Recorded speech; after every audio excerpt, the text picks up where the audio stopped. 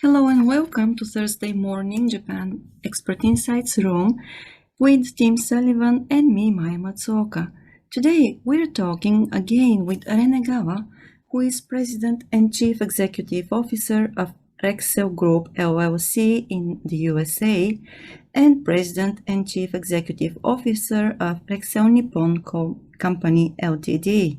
in Japan. Currently, Ren is based in Philadelphia, but he has been involved in a number of projects, cross-border projects with Japanese and Taiwanese companies, American companies as well. Today, he will tell us a story about extraordinary courage, which has been demonstrated by the artists of the Taipei Opera, a story about collaboration, a story about overcoming crisis with the help of human communication and technology. Thank you very much for coming, Ren. The floor is yours. Hello, everyone. My name is Ren Egawa. I'm based in Philadelphia, but I'm currently in Taiwan in a 2 weeks self-quarantine locked room, a small cell here, and but my spirit is very high despite of this because Maya and Timothy have invited me to speak my favorite topic, like Timothy's favorite topic is. So with that, I would like to share with you about some of the things we are doing. Rexcel Group is a company that does business. Instead of business, I think it's more like a technology development house. And so from that point of view, we have developed some technologies, but let's not talk about business or maybe not even technology, because today we are going to talk about art and technology or business. I'm not sure how we are going to end up with the discussion at the end, because maybe that's a good thing. Maybe all these things we are going to have hard time defining what they are, and because we may end up reaching to a point that is all the above, because at the end of the day, art, technology, and business are all together, right? So I will try to avoid defining what art is. I'm going to just talk about what happened. And from there, I hope we all can derive what technology could do for us. With that, maybe I'll divide the discussion into 3 parts. And at each of the 3 parts, I would like to open the floor, if I may, Maya and Timothy, for others to jump in. And also, the discussion can be a little bit deep. So if I'm talking too fast and avoiding confusing you, please stop me and ask me to speak slowly or clarify myself. Okay. With that, I'd like to introduce a little bit of myself again. We are system integrator. We do smart house, smart building, smart home, and that's the majority of our company's revenue. But our passion has been a video technology. I started out as a video technologist, and I would like to talk about video a little bit because the technology has a lot to do with video. I mean, if you think about it, when video comes into the technology field, that field becomes the king in any technology evolution. I mean, let's start with broadcast. Broadcast started with radio, but it really took off when the television came in other words, video. Same thing with internet. We started with email and text, but when the internet really took off is when we have video technology coming, like YouTube or even Netflix. And so if you think about it, people say we need 5G, a high-speed network. It sounds as if we are, people are hungry for high-speed internet, but it's really not that people are hungry for high-speed internet. It's that we are hungry for video data.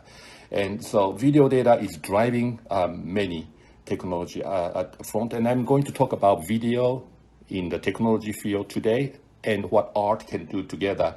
Because at the end of the day, a video or picture and art are the most easy place to have two worlds merge together. And by the way, I don't think it's only the humans that are hungry for video data. I mean, think about the AI.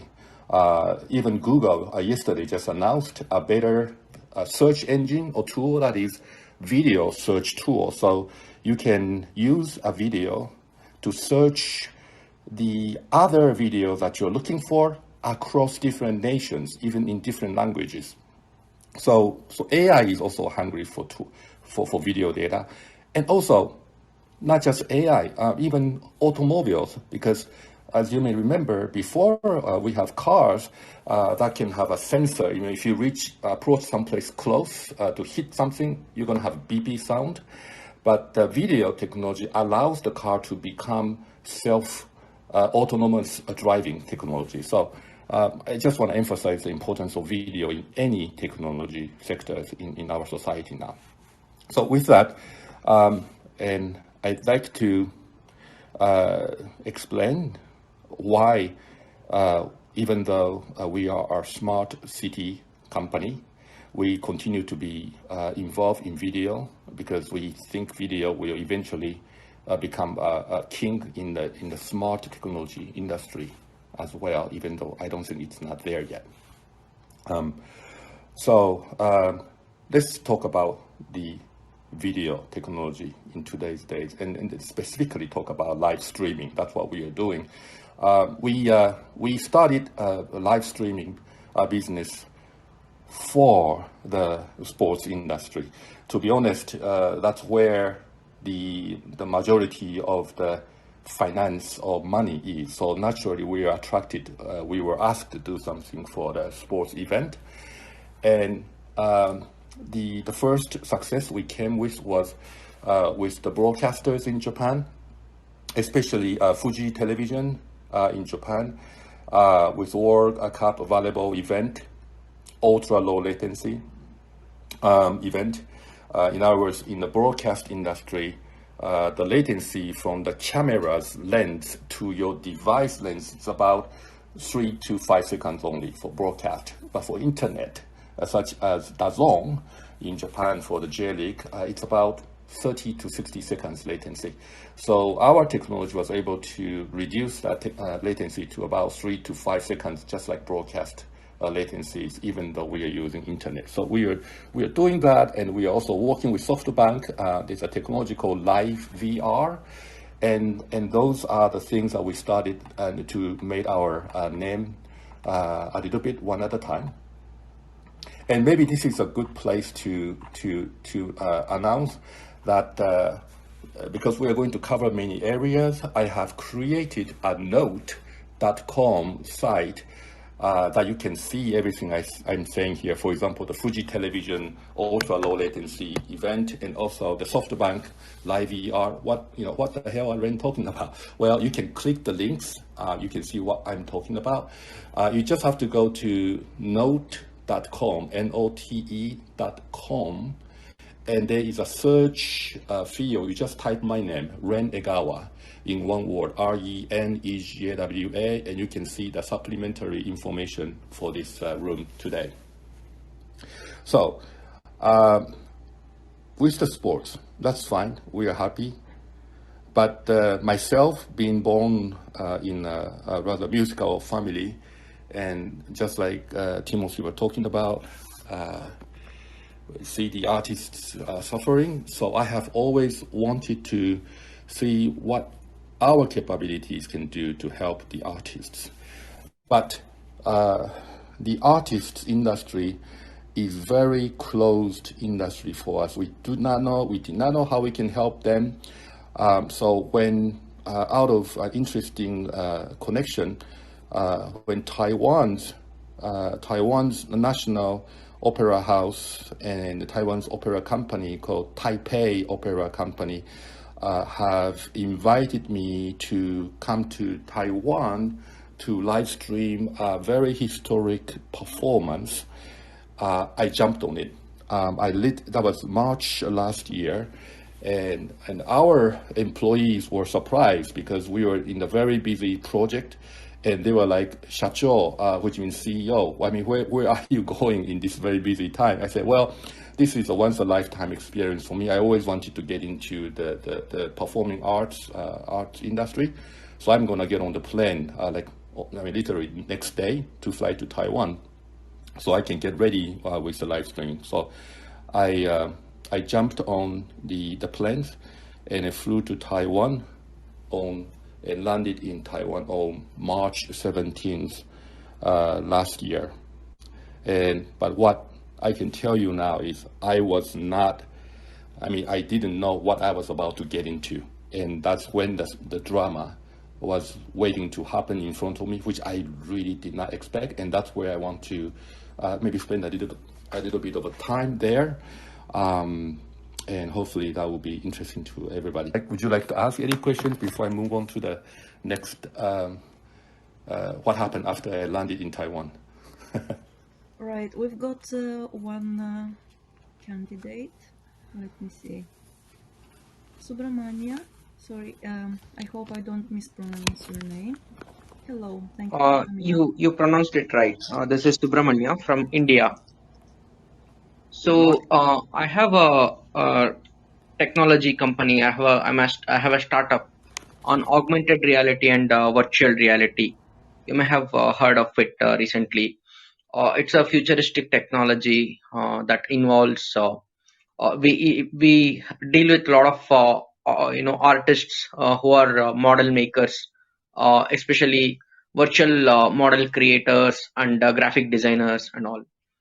So basically, this technology I think has a lot to offer to the next generation in terms of art, and there is a wide opportunity for artists in this regard. So since I entered just now and I saw that art and technology and business opportunity, I would like to know if any kind of work is being done in helping artists through augmented reality and virtual reality space. Thank you. Thank you. That's all very good question. Are you going to be able to stick around for a little while so we can talk about that topic at the end when everything is... Definitely, I'll be here. Okay, Definitely. great. Thank you. Thank you. Thank you. All right. If there's no other discussion, I would like to move on to the second chapter, should I say, about what happened after I landed in Taiwan. Yeah, go for it. I'm looking Thank forward you. to it. Go for it, Ren. Okay, so I landed in Taiwan. I landed in Taiwan on March 17th. I still remember that, on March 17th. It was still a safe country at that point. But as soon as I checked into the hotel, the Taiwan's Opera House and Taipei Opera Company people came over to me. They said, we are having a little bit of a crisis because this week in Taiwan, we have a sudden surge of COVID cases. So I said, well, I just landed in Taiwan, so what happened? And they said, well, just today, while you were in the flight, we, opera company, have been informed by the Taiwanese government that the orchestra would not be allowed to play. Again, the performance day is March 21st, only like 4 days. So I arrived in Taiwan 4 days before the live streaming event. So the orchestra cannot perform. And so what are you going to do? Well, we're still thinking about what we should do. So well, I just arrived in Taiwan, so let me have a good sleep. So the next day, on the 18th, I went to the practice rehearsal room, and I saw the pianist practicing. You cannot bring in orchestra all the time for the rehearsal. So they have a pianist who has been accompanying the singers, the dancers, and she played really well. And then they also are very desperate about the situation. They are not thinking about what to do. So I met with everyone in Opera House. The management, they said, thank you for coming over to Taiwan in this difficult time. And so I said, do you know a famous story in Philadelphia in 1994? In 1994, in Philadelphia, that's where I'm from, we have an orchestra called Philadelphia Orchestra. There was a famous story in 1994, and I share that story with them. And they, what surprised me about the Taiwan people was when they heard something good, they would not hesitate to implement that. So that famous story in winter in 1994 was just a whole way talking by me. What happened in 1994 was it was a huge storm, and it was a Philadelphia Orchestra concert, and it was an all Wagnerian opera gala concert, basically concert style singers, with orchestra. But because of the snow, the orchestra members could not come. So they decided to cancel that performance, just like what happened to Taiwan. No orchestra. But the singers were the visiting artists. So they were just staying in the hotel across the concert hall. And then the conductor, Wolfgang Sawallisch, was also living very close. So Wolfgang Sawallisch told the orchestra management that don't cancel it. The orchestra will not show up, but I can use my piano to play the orchestra part, and the singers can still walk across the street, and we can still have a performance, a concert. So that's what happened, and it became a famous story in the classical music in the society in the US. So I just shared that story with them, and they said, well, if Philadelphia can do that, we are going to do that. And so what they did is they removed all the chairs and music stands from the orchestra pit, and they put the grand piano in the orchestra pit, and let the practice pianist to play the orchestra score, I should say piano score, and then just perform it as is. And that was quite a surprise to me, because the pianist was a little bit nervous at first, because she thought she was just a practice pianist, but now she is on the center stage, and she will be live streamed across the world. And what if I did a mistouch something, it's going to be embarrassing. So I can understand how she was concerned about it.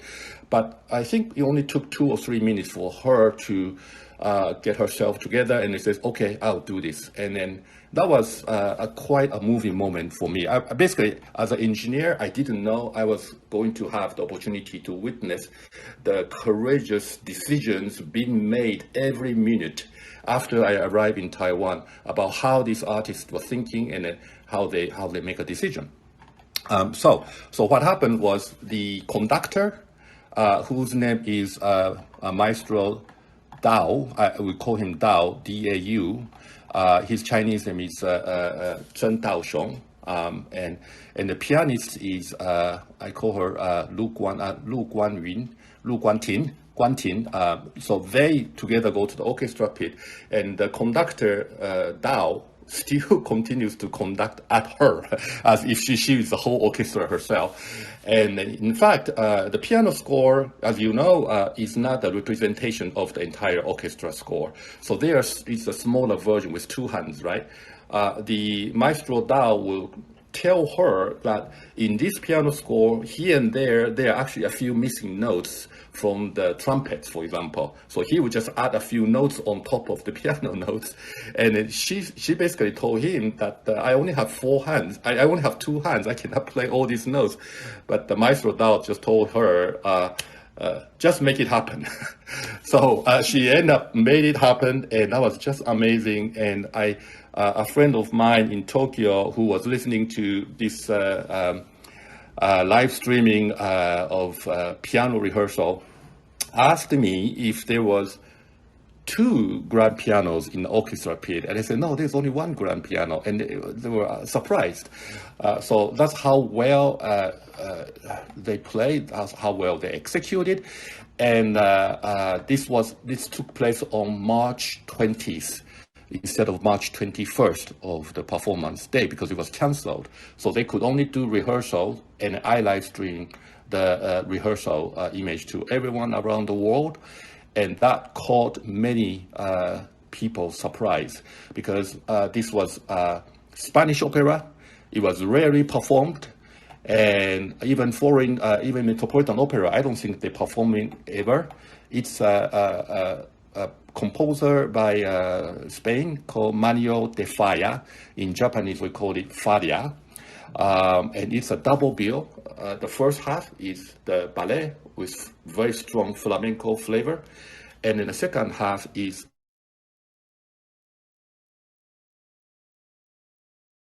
so all performed by this pianist. And it captured we had 4 channels. So all 4 channels together, adding together, we have like over 50,000 people captured with this, not orchestra, only piano. But at that time, I think Europe was in severe lockdown. So a lot of people in Europe, especially Spain, were so happy to see a performance of their opera performed thousands of miles away in this tropical island called Taiwan. And if you think about it, the opera house, it was rehearsal live stream, so there was no audience. But even if the audiences were full, it was only 3,000 people. But with 50,000 people around the world, it's one way to show what live streaming could do to bring your exposure to the rest of the world. But that was just the beginning. That was just the beginning, because what I'm about to tell you after that is equally remarkable. So let me pause here for 1 second for any comment you'd like to make. Maya, Timothy, did I explain everything clearly so far until now? Yes, you did. I'm on the edge of my seat. I can't wait to hear the rest of the story. Okay. All right. So should I just go right into the next one? What do you think, Maya? Yes, please. Okay. I do want to leave room. I'm watching the clock to make sure I'm not over speaking something, because I get excited about this event. So okay, let me continue. The March 20th rehearsal live streaming was a success. And I was about to pack my luggage to go back to Philadelphia. But I was told to please stay in Taiwan. I said, why? And they said, well, this unexpected sensation that took place in Europe, the Taiwan's government, I think, took notice. They are thinking of performing this same opera again to open the upcoming opera houses season for 2020 to 2021.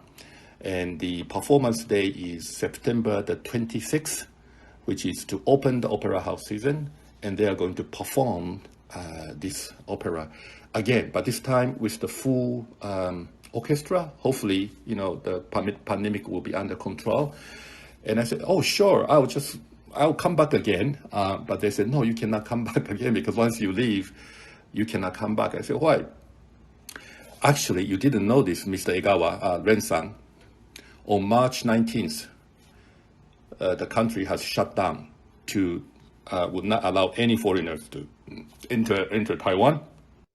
And I said, okay, well, so if I leave Taiwan, I cannot come back again. And they said, that's exactly the case. So I decided to stay in Taiwan as long as I can until September the 26th. What was interesting was I happened to have a business in Tainan. We design our products, and then there's a factory in Taiwan that is doing the manufacturing for us. So I went there to take a look at it. It took 3 months in Tainan was beautiful. If I could just sidetrack a little bit, if you ever visit Taiwan, you cannot complete your trip without visiting the beautiful city of Tainan. Tainan it's like a Kyoto of Japan, or Philadelphia of America. It's the place where Taiwan first established itself. It's all capital of Taiwan. So anyway, I was in Tainan for 3 months, and the tourist visa for Taiwan for foreigners is only 3 months. But Taiwan government realized that there were a lot of foreigners who did not want to get on the flight and get on the planes and fly back to their own country. So the Taiwanese government continued to extend the 3 months tourist visa 1 month and 1 month every month. So I ended up staying in Taiwan from March 17th until October without having to actually request for a working visa or anything. Just a tourist visa allowed me to stay in Taiwan that long. And in with many foreign friends in Taiwan, we were all saying that that this government, the Taiwan government, is so humane. I think humane was the right term. They know what the situation is. They will try to accommodate foreigners living in Taiwan. And I just want to use this opportunity to thank Taiwan's government for making things a lot easier for us. So I stayed in Taiwan until the beginning of October. So during this time, a lot of things have happened with the art. So only a few people know this, but now I can say, but the Maestro Dao he's over 80 years old, and this fire performance was actually more than just another performance for him. He was a graduate from Madrid Music Conservatory in 1969, I believe, or 1970s. Can you believe in those days a young Taiwanese kid or college students went to Spain by himself and then learned all the Spanish operas and then came back to Taiwan. But when he came back to Taiwan, he knew that he had to start with Mozart, Verdi, Puccini, all these more popular opera pieces before he take on more exotic Spanish opera. So this is like his last accomplishment for 50 years of his contribution in Taiwan's Western opera. And he's also called the father of Taiwan's Western opera and the recipient of, I believe, the National Medal of Arts in Taiwan. Anyway, so a lot of people wanted to make this happy ending for his career after 50 years of contribution. But he was having a little bit of a health issue. So only a few people know at that time.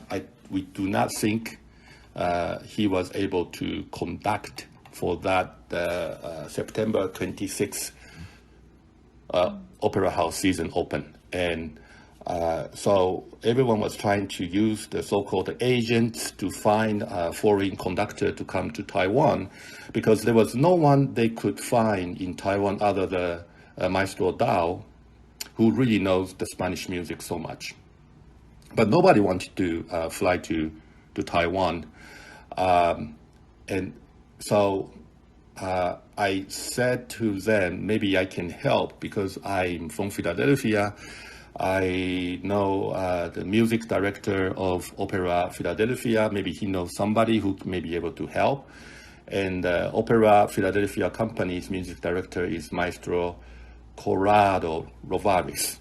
And I also put this on the note.com so you can access to it. And he is just, I don't know, these two artists are so warm. I mean, they understood the situation. And I was calling him from Taiwan, and he said, maybe they are someone in Spain who used to be my student. Maybe he can help. And so I contacted this gentleman in Andalusia, southern part of Spain, and his name is Busto, Manuel Busto. And it turned out to be the principal conductor of the National Spanish Ballet. And they all watched this rehearsal video that we did in March. They were all so happy. They were so moved. And I was so happy to know that these Taiwanese artists' courage to not to cancel the performance, but still do the rehearsal live streaming. That courage is actually really really has propagated in the people of Spain. So they all watched this. They knew this. So they were so helpful to do this. So I want to pause here a little bit because there are so many things I want to say more. But let me just say that I met Maestro Busto, the young conductor, and I talked to him, and he decided to fly to Taiwan despite of this pandemic risks. But the real drama was about to happen the next. So this is still just a warm up, Timothy. Should I pause here just 1 second? Do you have any question? Ren, it's not fair to stop at this moment of time. I Okay. agree. Okay. All right. So, but you see, the power of live streaming is not just about, okay, there's no audience, so you try to do live streaming instead. The potential of live stream, I knew there's something that live stream could do, but I didn't know it was able to move so many people's hearts. What happened was this. Well, okay. What happened was we were not able to find the air tickets for him. But that's more logistics things. I think I shouldn't cover that.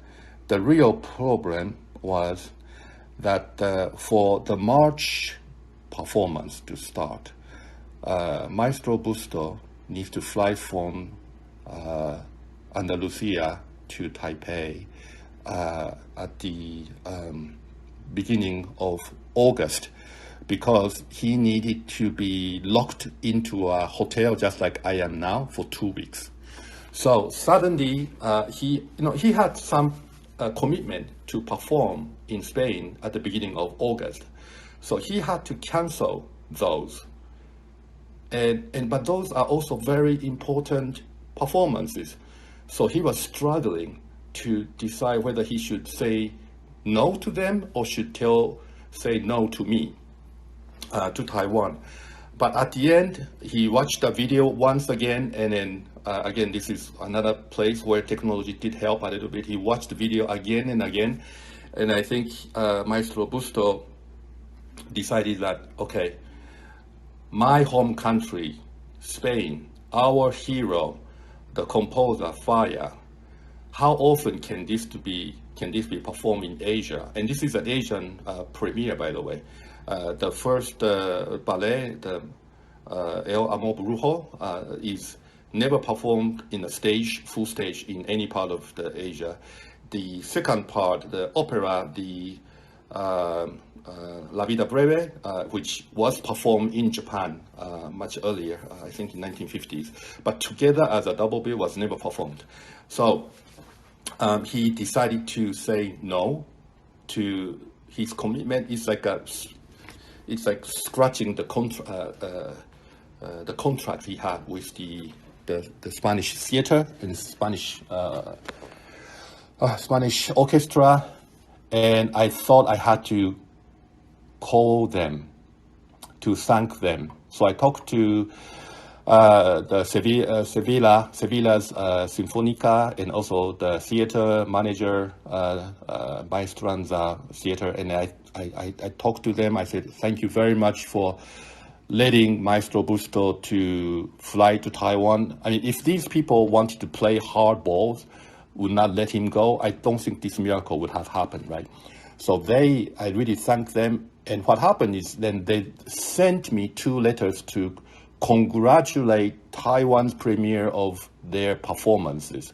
And those 2 letters were so moving that I suggested the Taiwan Opera House to place those 2 letters to congratulate Taiwan's premiere in the program notes.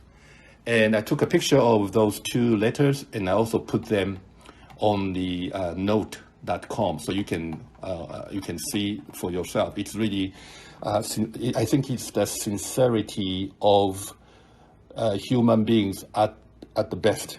And I think they also watched the live streaming about the piano rehearsal. They probably felt that they really wanted to have the full orchestra version to open the Taiwan's Opera House performance.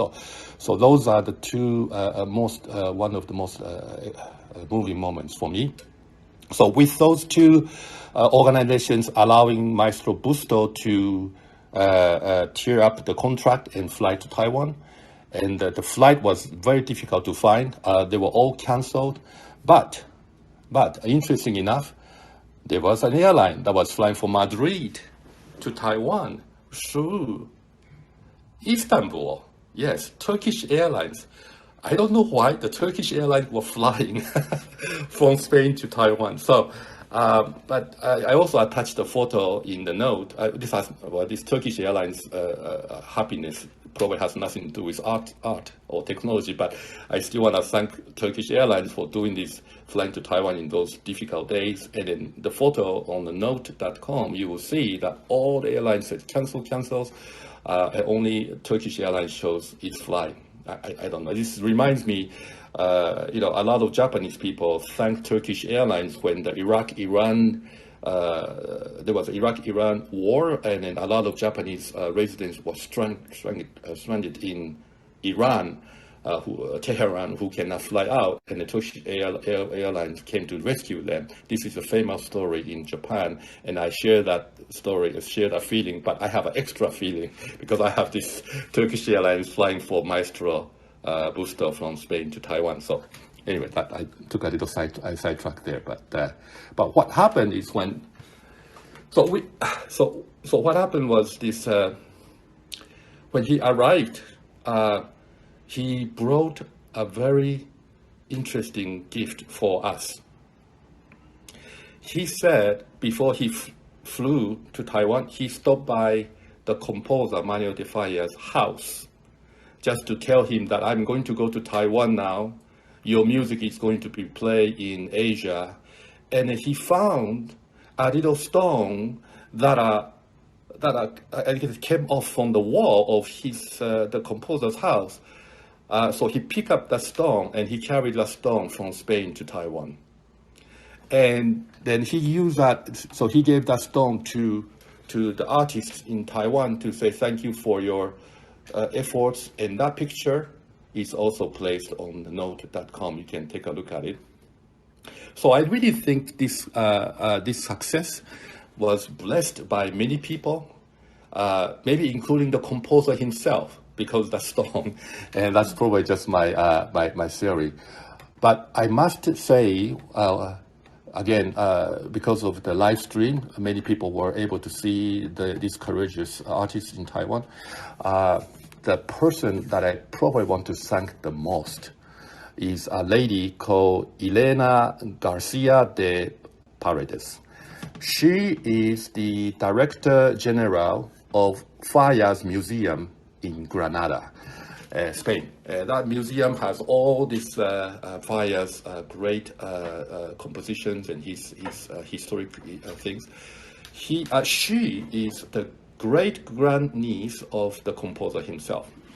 I was able to talk to her, and she, of course, watched that March rehearsal live stream, and she thanked us greatly. So what happened was she helped making sure that this time, the September event with Maestro Busto, the conductor, the opera season open live stream to be watched by school children in Spain. She wanted to show to the children of Spain that, foreign countries, this is how they appreciate your culture. And so I felt I needed to do something more. What is it more? What can technology do? I didn't think about artificial intelligence, AR or VR. I was thinking of bringing the quality to be a little bit higher than just HD. So I decided to switch to 4K. Now, in the broadcast industry, switching from HD to 4K will take months or maybe even years. But with the internet technologies, it's much easier. And that's the great thing about the latest technology. You can change from HD to 4K. And the Taiwan's National Opera House internet network speed was not fast enough for me. So I had to ask them to bump up the speed.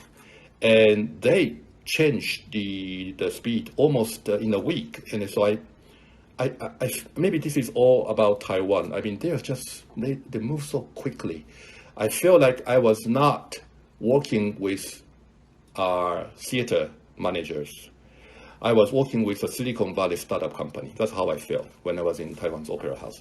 So they bump up the speed, so I was able to do 4K. The reason I want to do 4K is this. This performance, the singers, the dancers, the designers of the stage, the costume, the dresses, they are all made in Taiwan.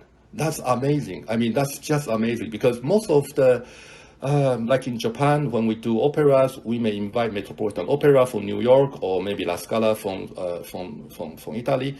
They come, they bring the whole things and then perform in Tokyo, and then they go back. Nothing is left in Tokyo.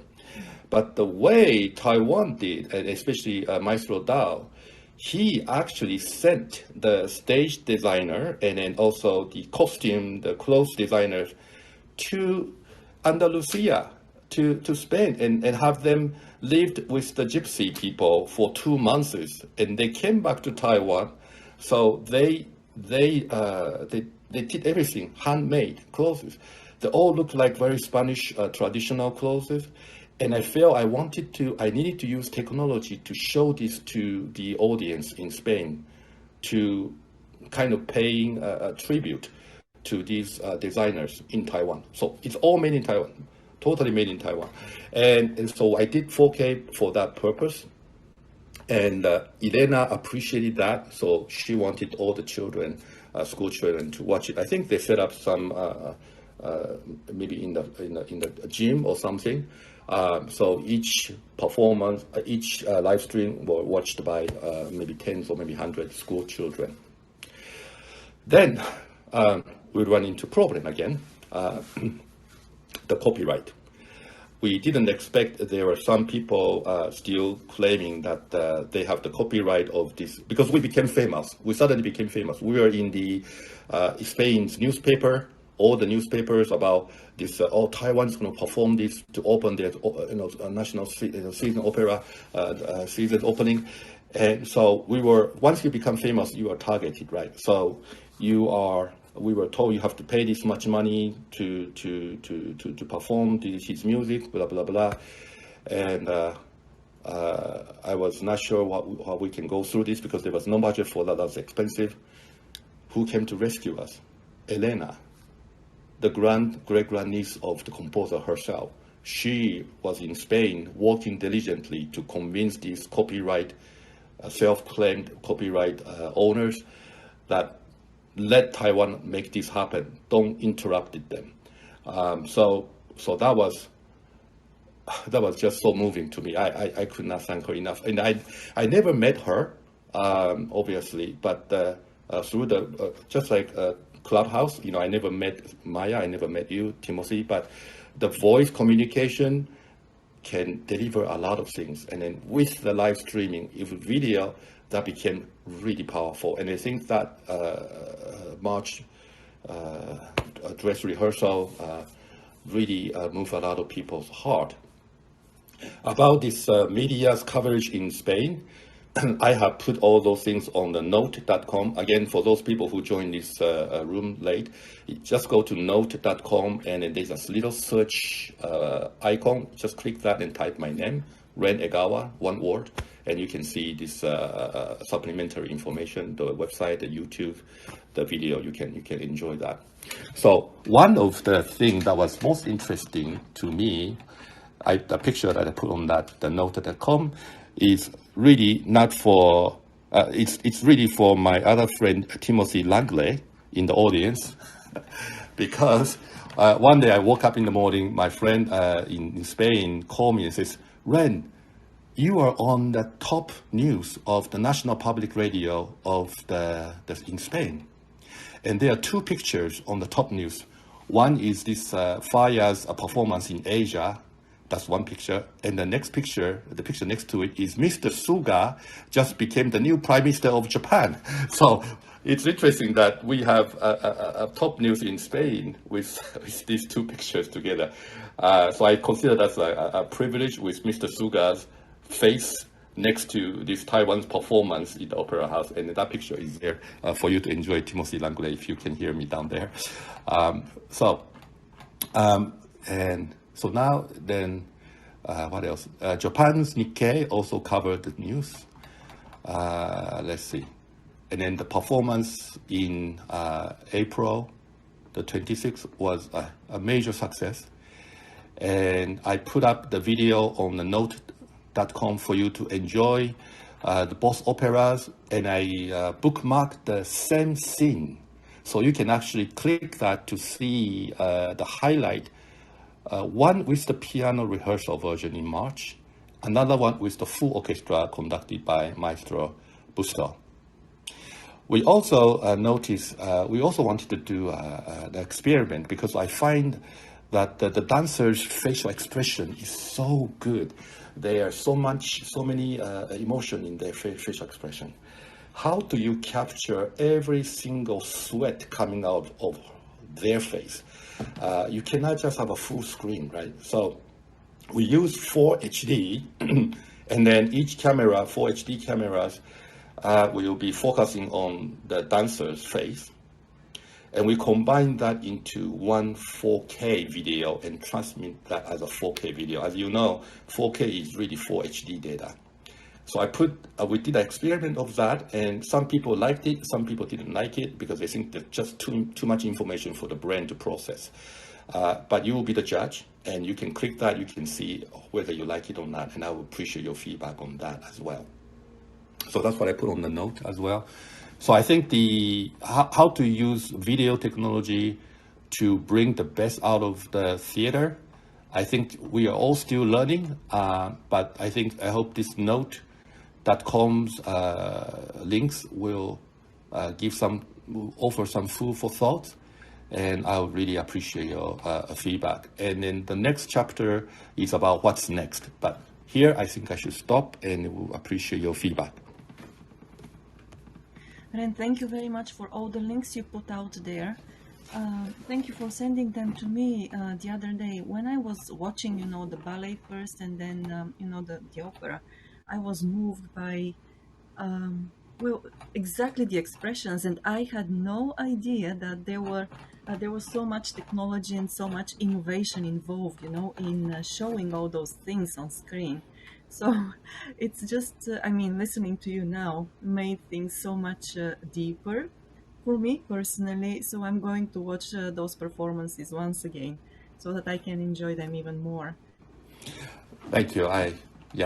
Thank you very much. I think, it gave us a lot of thoughts about what the artists are looking for. Like what I said in the last week's room, there are really 2 different approaches. One is push, another one is pull. And I think the way we approached this was right. We have been live streaming sports event. This is the first experience for us to live stream a theater event. So we are the students. So we came in with a poor mentality. We have technologies, but we don't know how we can make you happy. Please tell me everything. So that's how we approached it. I know if we were successful already, and we come in like a push and it says, hey, this is how live stream should be done, I don't think we would have been as successful in this. And we continue to learn from different organizations about what they're looking for to use video technologies to perform live streaming, as well as other applications. And that's probably the next things I want to mention and then to kind of close this chapter, if that makes sense for you. Yes, it was very moving, Ren. Thank you for that. You made so many points. I'm still absorbing, and processing what you said. But one thing jumped out at me that you said, that live streaming has the ability to move hearts. And, I often talk to Maya about this topic, but there's so much potential for social media for people to dehumanize each other. And what you're, saying really is that live streaming was a powerful tool in humanizing people. Just, same as Clubhouse. When you hear voices, you tend to look at other people as human beings rather than typewritten words on a feed. So I love what you're doing and the potential for this technology. So thank you for pointing out the human side of it in addition to the technical and artistic side. Yeah, thank you. And if you go to note.com, I sent you a link about a video Yes. about Elena talking about her thoughts about this performance happening in Taiwan. Of course, in Spanish. I don't understand Spanish. I don't know what she's talking about. But when she called my name, and then Dao's name, and then when she mentioned Taiwan in Spanish, and I mean, you can feel her appreciation and passion from the way she talks. That's where I don't think sometimes translation is not necessary. And in that video, if you click that, it's beautiful Spanish. She's talking from her, great grand uncle's house, also the museum, and just very beautiful video to watch. The scenery and everything. Please take a look at that. It's a short video. I will do so. Thank you. Yeah, thank you. Yes. And then let's see, the next chapter. So there are two paths. Of course, Taiwan and Spain, because of this newly built bridge, they are going to continue to build further collaborations, cultural exchanges by themselves. And if they need my help, I will come in again. And on my side, I continue to talk to other live streaming, other performing artists, try to learn their needs, the pool part of the business, as I mentioned. And this probably will finally be able to touch the, Maya, your title, business opportunity, because up to now, I don't think I was doing any business. I was most doing that as a hobby. So I was, okay, so I begin to learn what artists' needs are. And instead of going through all the details, please, again, go to note.com to see a white paper that I was asked to write. And the English white paper is called Democratizing Live Streaming Around the World. And the Japanese title, the translation of that, the English is the original one I wrote. And then somebody, my senpai, helped translate that into Japanese for me. And the Japanese name is called 世界に向けたライブ映像配信の民主化. And both are available from the internet. You can click from the note.com. And the story was this. There's a organization called International Association of Broadcast and Media, in which we are also a member. And they are the world's largest, I would say, such industry association. Over 80% of the all the companies, all the member companies, if you combine them together, they occupy over 80% of the entire market size of the world economy for audio, video, media, and broadcast. And so and I'm also a council member of the IABM. So when they asked me to write something, I cannot refuse. But they were kind enough to allow me to pick any subject. So I decided to use the opportunity to write down what I have learned so much ever since the March event that took place in Taiwan. And I have found that for the performers, the number one things you need to remove for them is their mistrust of live streaming. Because here's the situation. You know the famous conductor Karajan, head from Karajan in Berlin Philharmonic. He would edit the video to the last single frame to make sure his hair looked good. He even will make sure the guy with no hair in the orchestra wear a katsura, the wig. The wig. They cannot do this in the live stream. Live stream It's just once a lifetime opportunity to do that. So the artists, they don't consider just performing on the stage is the end of the story. They want to continue to be involved in editing the video.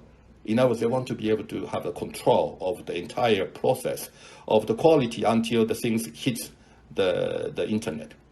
So the fact that they cannot be participated in this process, they don't really trust live streaming. So the way we have found out to get rid of that fear or mistrust is to live stream as often as possible, just like a part of the rehearsal. You know, as somebody may tell you this famous joke is somebody was walking in New York, Manhattan, New York City, and a guy asked the other guy, how can I get to Carnegie Hall? And the answer was practice, practice, practice, right? So that was the joke. So same thing with that. You want to have a really easy, high quality, but easy to set up live streaming equipment or system so that the performers can feel that the live streaming is with them throughout the practice, not just bringing in the live stream equipment at the end just to do the live streaming. No, you have to go with, you have to practice. So how do you make this happen? We have some ideas, and I write a lot of those ideas in this white paper. And the other thing is that these performers feel that their artistic presentation has been interrupted by this middleman. For example, if you go to YouTube, sometimes in the most beautiful part of the video, they cutting a commercial, forcing you to watch. And sometimes the content of the commercial has nothing to do with the performance itself. So I think another way innovative companies can do is to offer the advertisement insertion method to these performers so that you can take the control back to them. And they can still use that to generate new revenues without relying on a third-party platform. And of course, this is like changing the entire industry scale. And in fact, I don't think some of the people in IABM Association would like my idea, but I think I should at least try. And so what can be done? What can be tried? I also written on that white paper. And I should also use this opportunity to thank my friend, Sami Canold. She is the guest contributor of that white paper.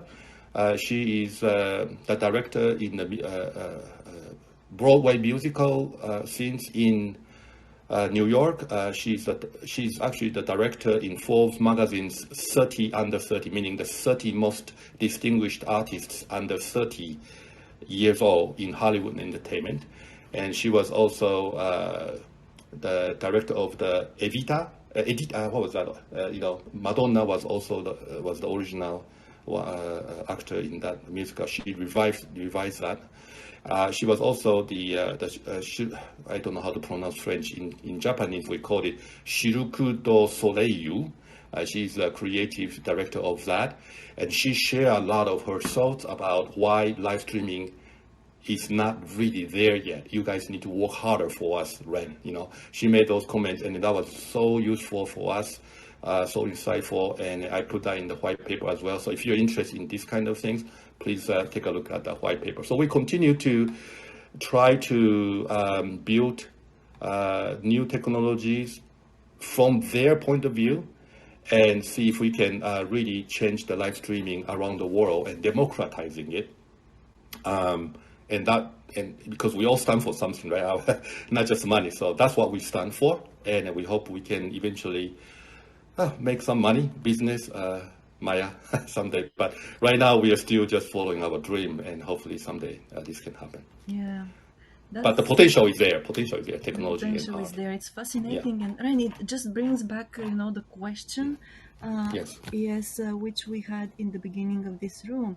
So maybe because you say that the artists are really afraid of, well, there is that mistrust. Probably it's created by fear and still, not enough understanding of the technology and how it works. But I wonder whether, one way of dealing with it might be creating opportunities to use augmented reality while you live stream. Of course, I'm not in the field of technology, so I am not sure that it is an option at all, technologically speaking. But well, to me, as somebody who is absolutely out of the field and just looking at the field from out, from a totally new perspective, it sounds like something which might have, well, life in it. Right. You are touching, Baya, you are touching a very philosophical discussion among our industry. I don't have the right answer because I can understand both sides' argument, but I can share what those arguments are. One camp believes that if the resolution goes really high, like 4K to 8K, everything's going to look very three-dimensional, very real. You really don't need the virtual reality, that kind of things. You can really feel like you are immersive inside that, and you don't have to wear glasses. And the other camp, they say, well, that's just the artificial, it's an argument that's really virtual reality, but the augmented reality will put new objects into the video, just like a Pokemon, things. No matter how high the resolution is, you cannot put new objects into the video that the person is watching.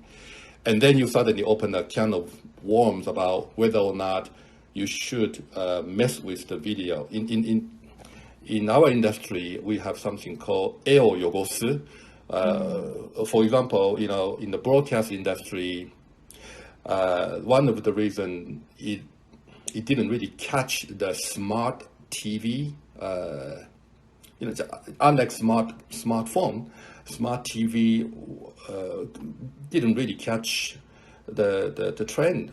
Is when somebody pays so much money to you, Maya, for example, to ask you to run their TV commercials.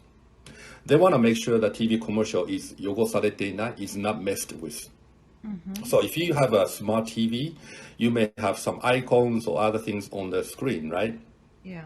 That will be disliked.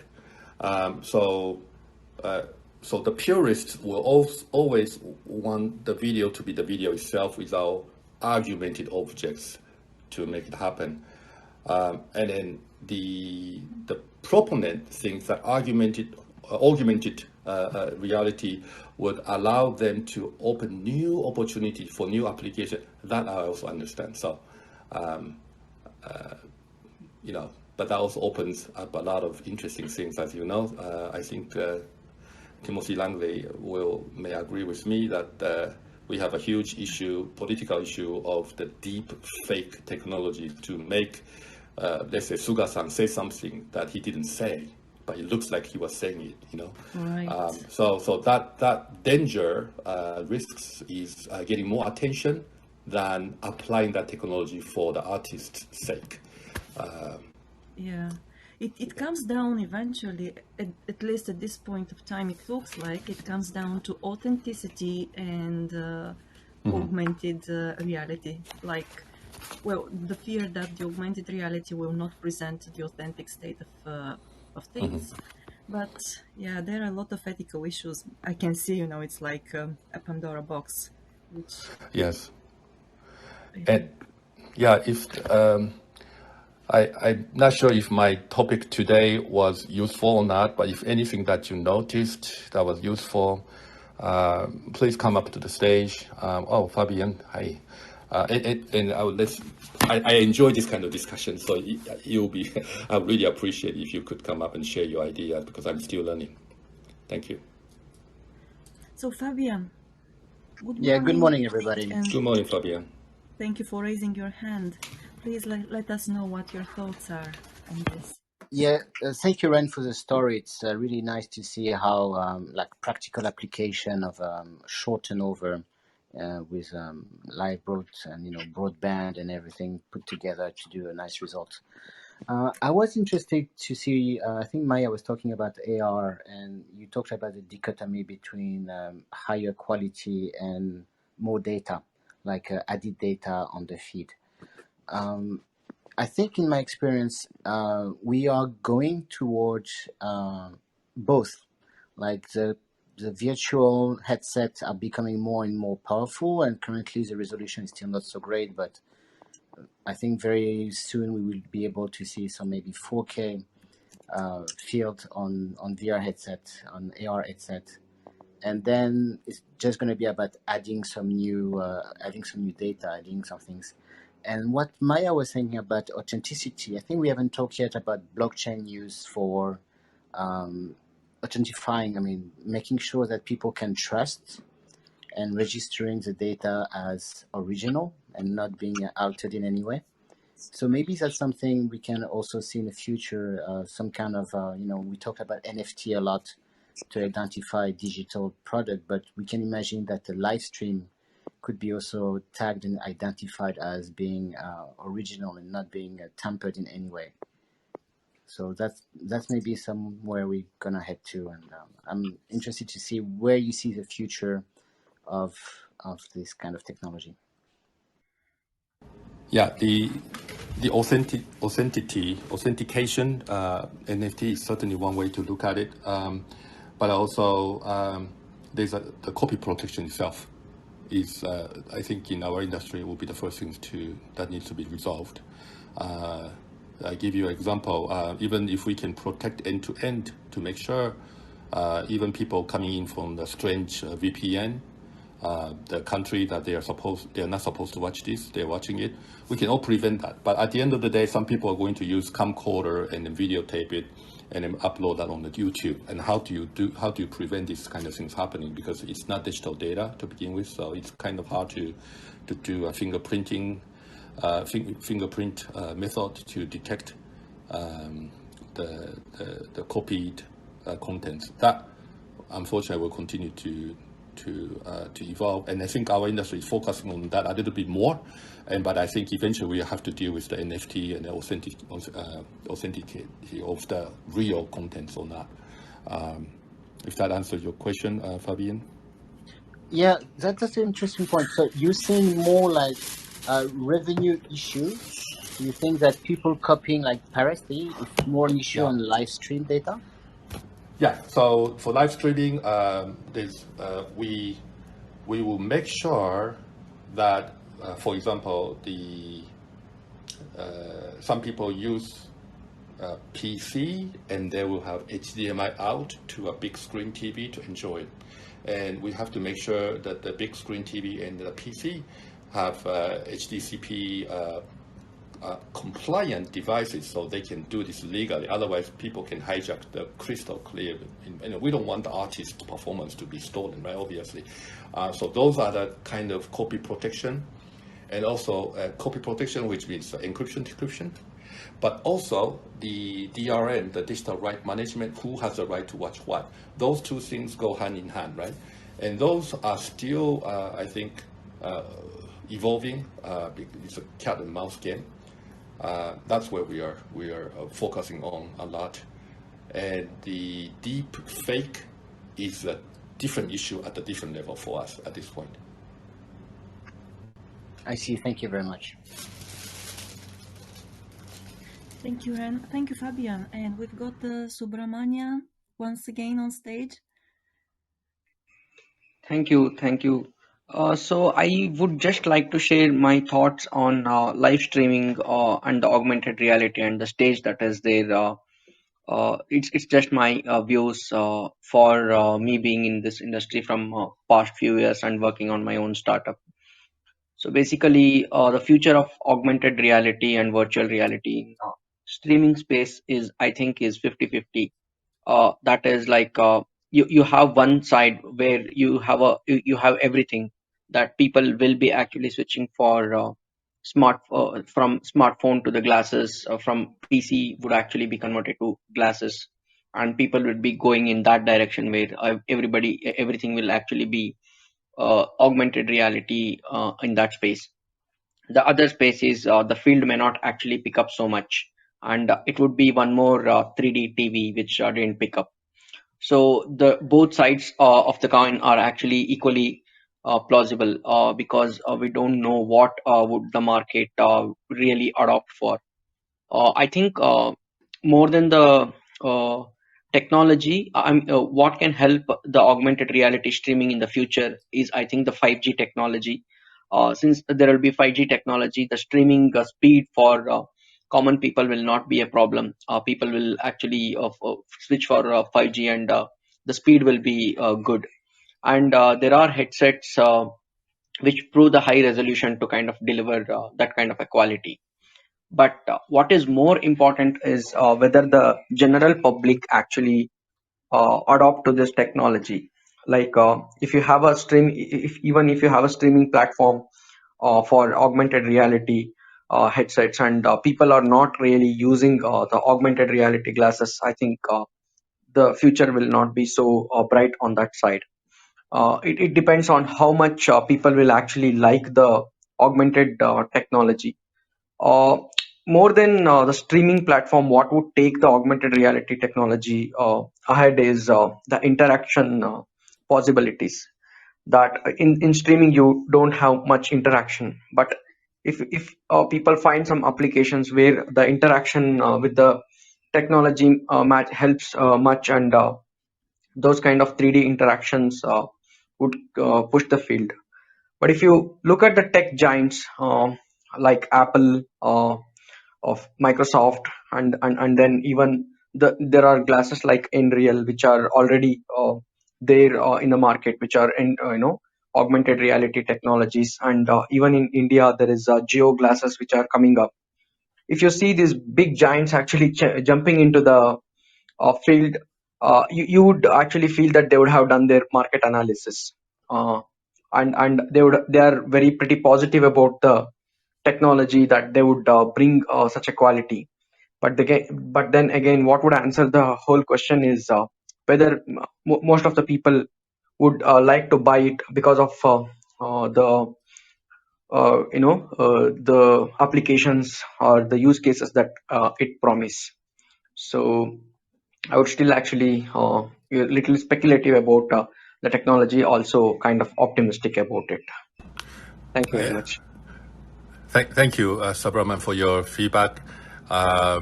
It has a lot of potential for sure. And again, I'm still learning. So if you allow me to ask you a question, if you're willing to, if it's okay for you to share,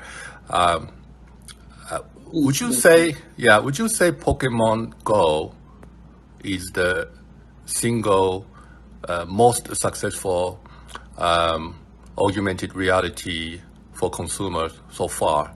And if not, would you care to share another example? And then, Sure. why Pokemon Go was so widely accepted in the consumers? Okay, so Pokemon Go was a real new example, a new experience for the people. So they actually wanted that experience, but the creator themselves knew that that's a hype and it's going to fall down quickly. So that's they were actually ready for. And now as much as early as it the Pokemon was accepted, it's no longer a game that is actually being run everywhere, but the hype was there, and it was one of the successful game that I definitely give a credit to, which introduced augmented reality to the world. But if you look at the other applications of augmented reality, there are numerous applications which are actually already being readily used. One example, best example, is the lens cart, which is I don't know if it is popular in even in Japan, but lens cart is basically you wear the virtual lens, virtual glasses, and then see if that frame actually fits to your eyes. And you are actually good with the look and feel, and then actually you can actually order the kind of a model that you want. So Lenscott is a very good example that was able to be successfully pulled out with the technology because of the face recognition technology. And then in jewelry applications, many experiments are still going on, and there is a positive there is a possibility that it would actually kickstart. And in apparel space also, there are many experiments going on where you need not have to go and wear the apparel and test if it fits to you and if it is looking good on you. There are magic mirrors and many other companies which are actually working on the same. So Lenskart and apparels are some of the examples that I can actually give for augmented reality success. And some other would be IKEA used actually a furniture delivery mechanism where you can actually virtually place a furniture in your living room and see which furniture actually fits your space. Those are some of the consumer based technologies, but Microsoft is again claiming a lot of technologies that's based out of augmented reality that's working well in the this not really the consumer space but the business to business space, where a lot of manual learning and all will be the process will be eased with the augmented reality, where teaching will be implemented very well. So these are some of the examples that I can actually give, which are running based on augmented reality. And one app that actually kicked off because of augmented reality is the Snapchat, where they used many filters to kind of bring fun to the app, and that really kicked off very well. So I think the credit I would actually give to Snapchat and also more than the Pokemon Go. That's what I feel in this context. Thank you very much. Yeah, thank you. Thank you for all this wonderful feedback, Sabraman. And I would like to actually open the floor to not just Sabraman, but also everyone. I'd like to hear what you think what Sabraman mentioned can be applied more directly to artistic expression, not just for business or games. Well, games isn't a part, it's sort of an art also, but for the people like Timothy was talking about in the live house or maybe in performing venues or maybe opera house, and those people continue to be my source of inspiration, and I like to see how these real commercial applications can be applied to them. I know this is a heavy topic, but if you have any idea, please, if you could share. Yeah, Ren, if I may, as you may know, I'm also a photographer, so I'm shooting. One thing that is not as tech as a live stream, or I mean, yeah, it is live stream, but it's not as tech as maybe VR, is Twitch-like workshops. So you can have a workshop in your home studio or whatever, and you have people on chat. So Twitch streamers know that, and YouTube streamer know that, and you interact more with your with people interested in what you're doing, and people can ask questions like we do right now. So I have some friends that do that for creation. They are painting, and at the same time they express the process. It's maybe a way to engage more viewers and transform maybe what is art as a finished product as a process, and you let people join the process and maybe see what they might take away from that, or they might be interested, and then hopefully at the end somebody will buy some stuff. Thank you. Maya, should I, if for those people who joined the room late, I would like to bring to your attention that there is a website that shows all the information, the video about the story that I just described almost an hour ago now, and it's at note.com, and if you just type my name there with in the search icon, with one word, Ren Egawa, RENEGAWA, and you should be able to find that article with all the links available. And with that, I should give the mic back to Maya or Timothy for you to think how we should move to this room next.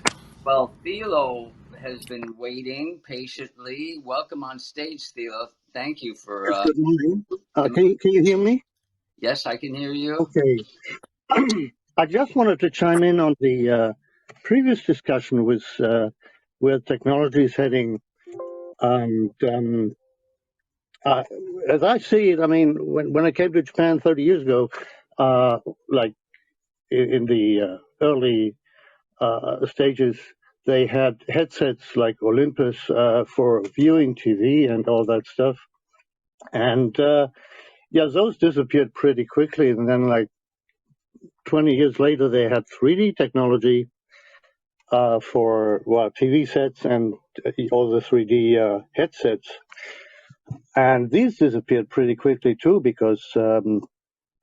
Well, for once, I mean, 3D was very heavy on the eyes, and nobody wanted to run around with a headset anymore.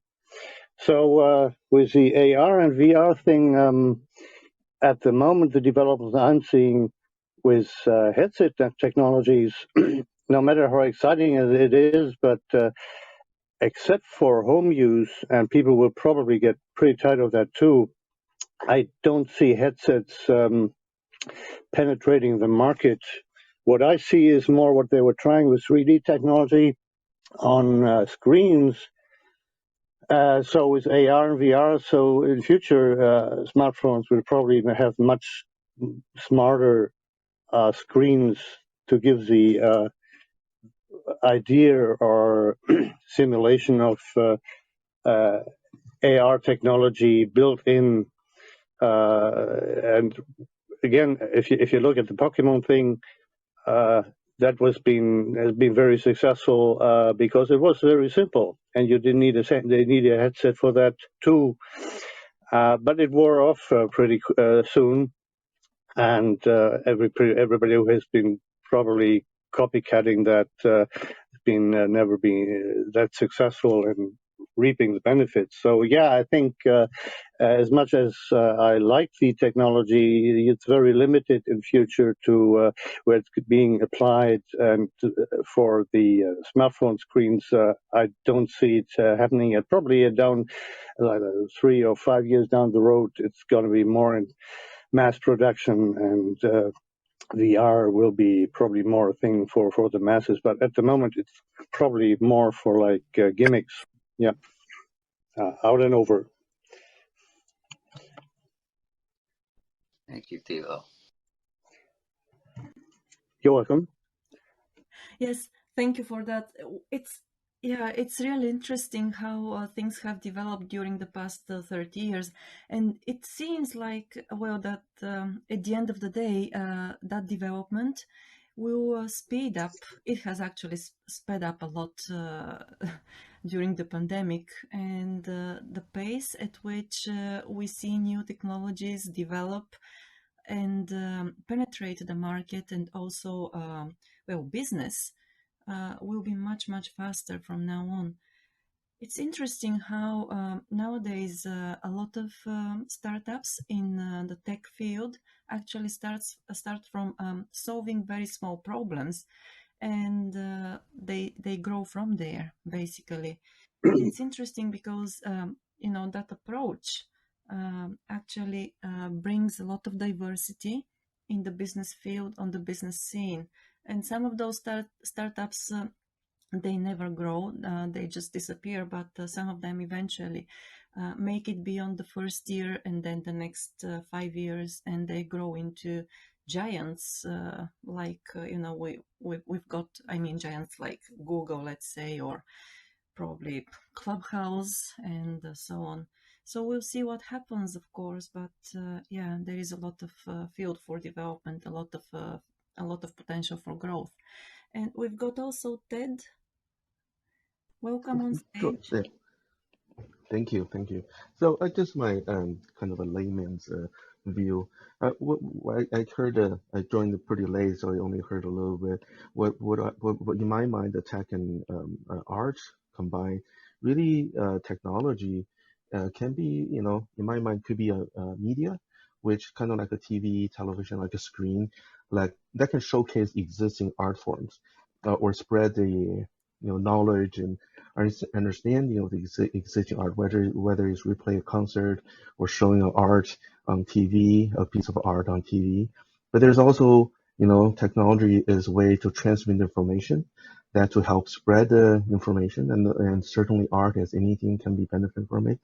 And finally, I think that's where probably uh, this group is really talking about is technology really as a art medium, which means that it's like paint, it's like charcoal, or it's like a violin.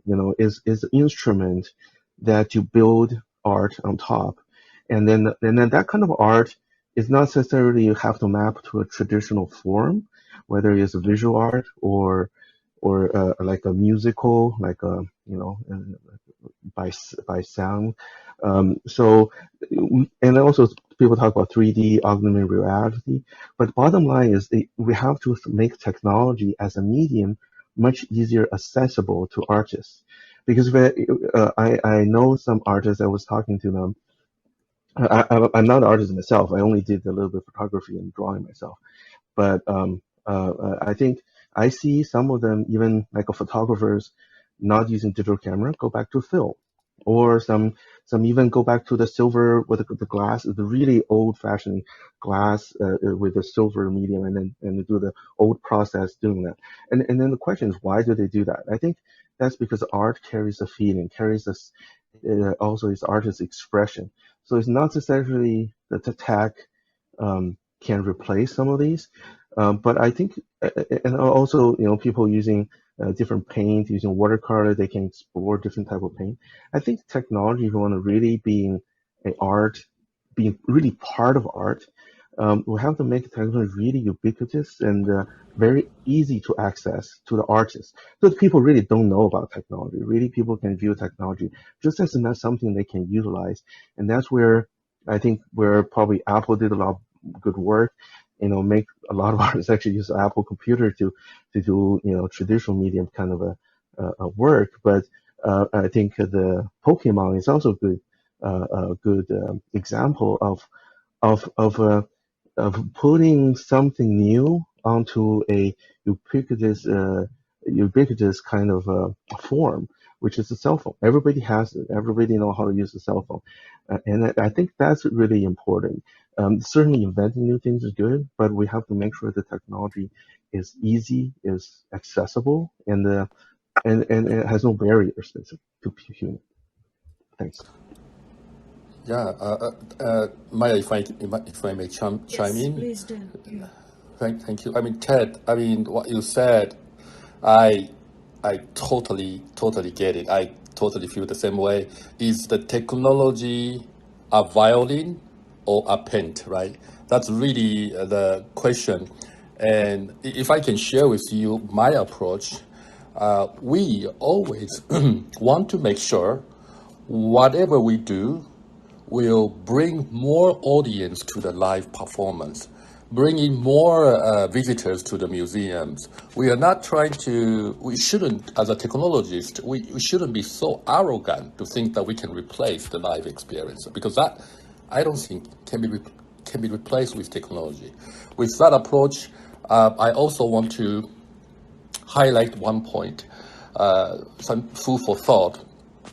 If you are in Silicon Valley, if you want to start a company, and if you want to get money from the investors, the easiest way to sell your technology is to demonstrate the benefit of time saving.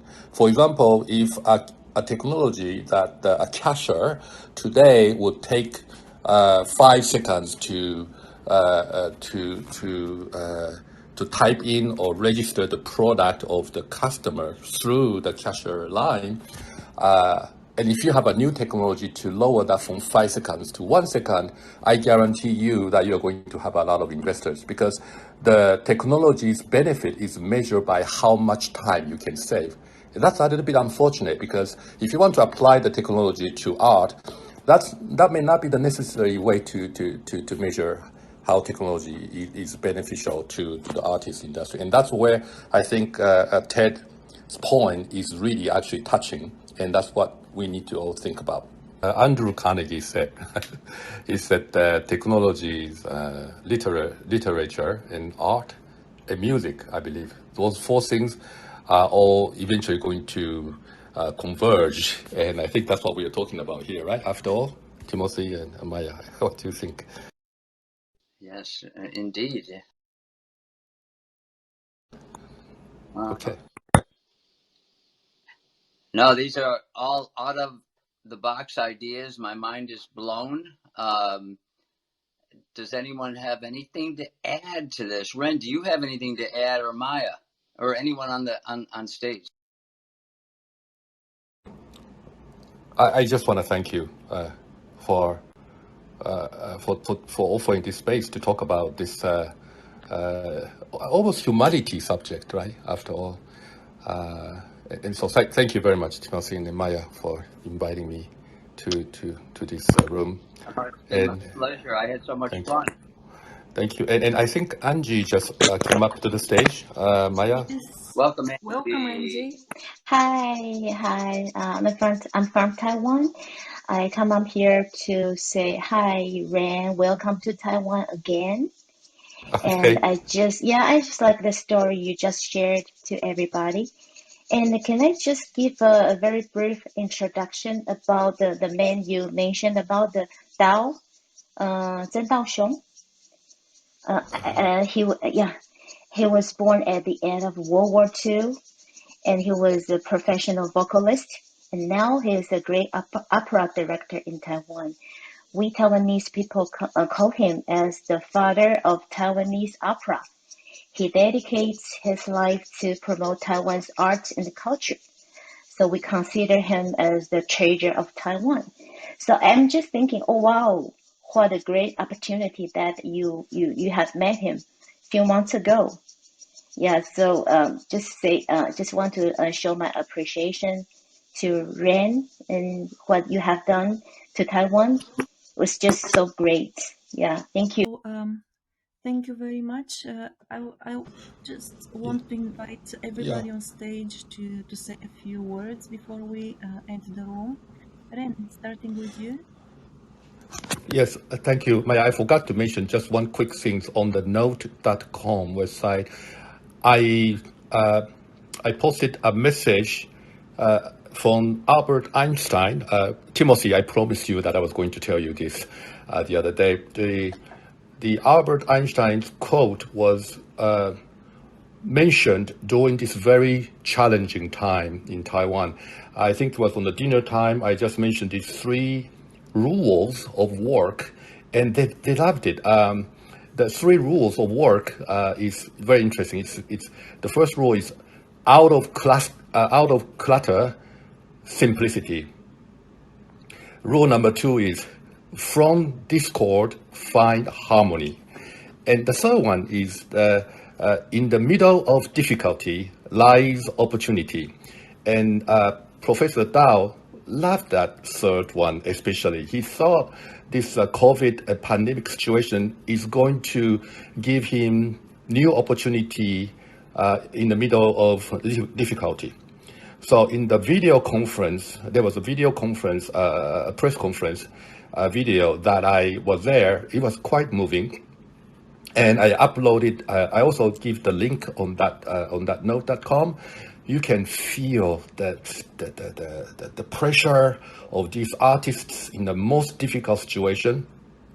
And he basically says, in the middle of difficulty lies opportunity. We are going to move forward. And you cannot understand Mandarin. I'm sure you cannot, but you can see the pure energy and passion out of the artist. That will be the most beautiful video, in addition to the performance videos that I uploaded there for you to see, and especially for Angie. If you like to see the press conference, I really suggest you watching that. Yeah. Excellent. Thank you, Ren. With this, I say goodbye to everybody and thank you once again to Ren and Tim and everybody who talked with us today. So see you next time. Have a great day.